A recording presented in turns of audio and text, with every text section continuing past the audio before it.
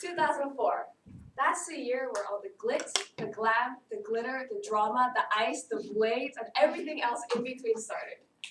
For 11 years from that year, my life was dedicated to becoming a professional figure skater. You see, day and night, everything was revolved around my training.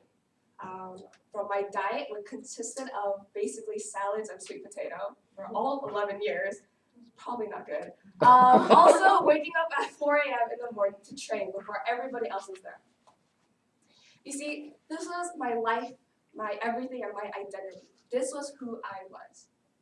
See, for over 10 years while I was a figure skater, my nickname was Red, made famous by my favorite color, which is red, my little red glasses that I always wore, and my little red dress that I, just happened to be wearing, and everybody was like, oh my gosh, she's so cute. Anyways.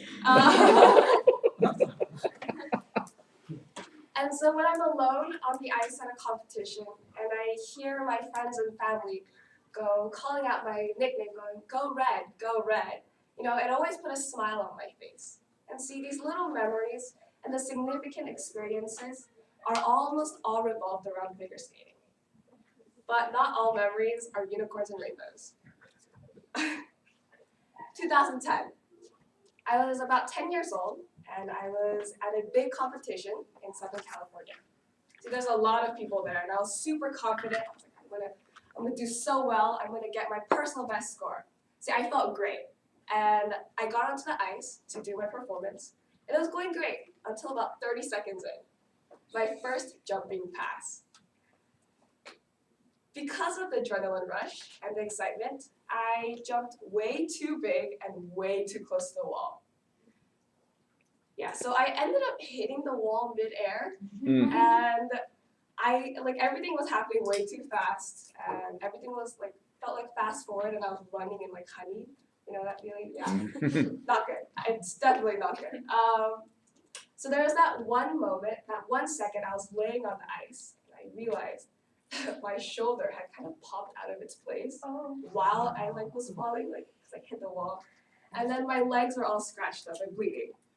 Yeah, it was not a pretty sight to see, and I could hear the gasps in the audience, and I could hear the whispers going, oh my gosh, is he okay? No, definitely not great. I was not okay, but in that split second, I had to decide, am I going to pull through, or am I going to withdraw at the moment? And of course, my choice was to get up and follow through with my whole performance. See, my arm could not go past here at all because it was very painful. So I basically had a very limp arm. I was just skating around with one arm when I had to have both. But yeah, no. So after I got off the ice and the adrenaline died down, I realized that I was in a lot of pain. See, this is okay. But the next day, I had to come back for another performance, and that was the problem. My coaches and parents told me, hey, it's okay to withdraw and take a couple days to recover.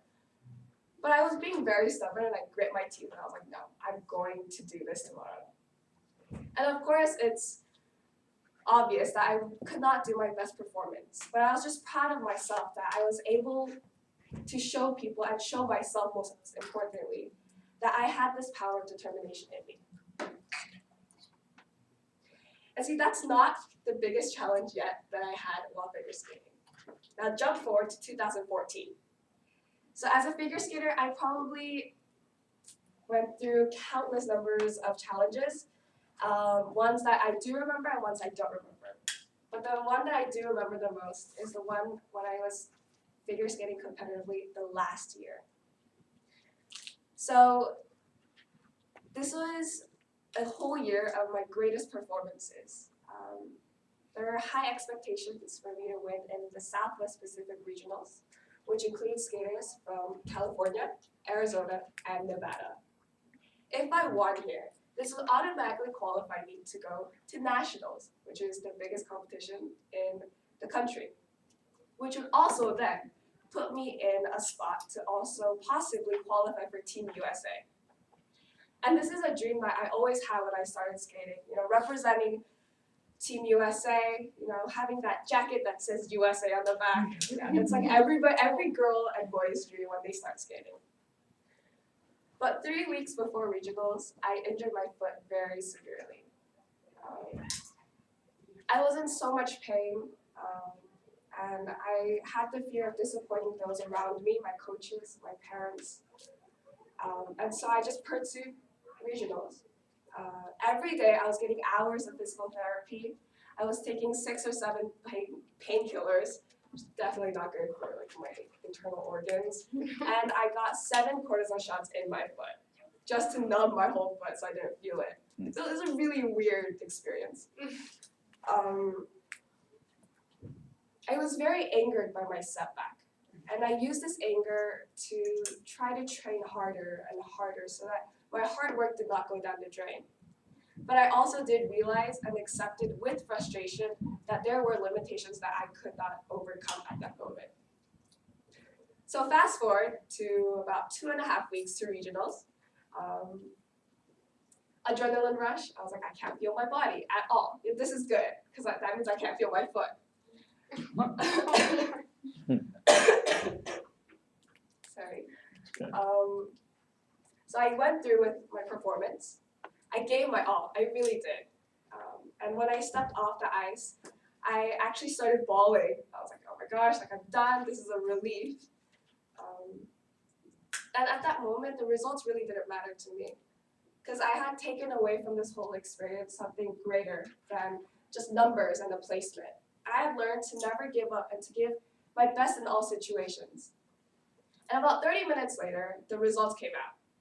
And people were like, oh my gosh, the results came out. And I was like, oh Lord, I don't want to even see where I'm at right now. I checked, and I actually got my personal best. And I got first. I know, I was like, woo-wee. And that kind of resulted in me bawling even more. And I was like, oh my gosh, like this is great.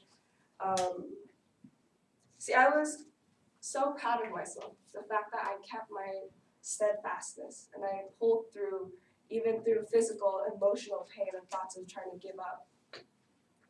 See, that was my last year competitively skating, because I knew that I wouldn't be able to go back to my best self. And 11 years is a good run.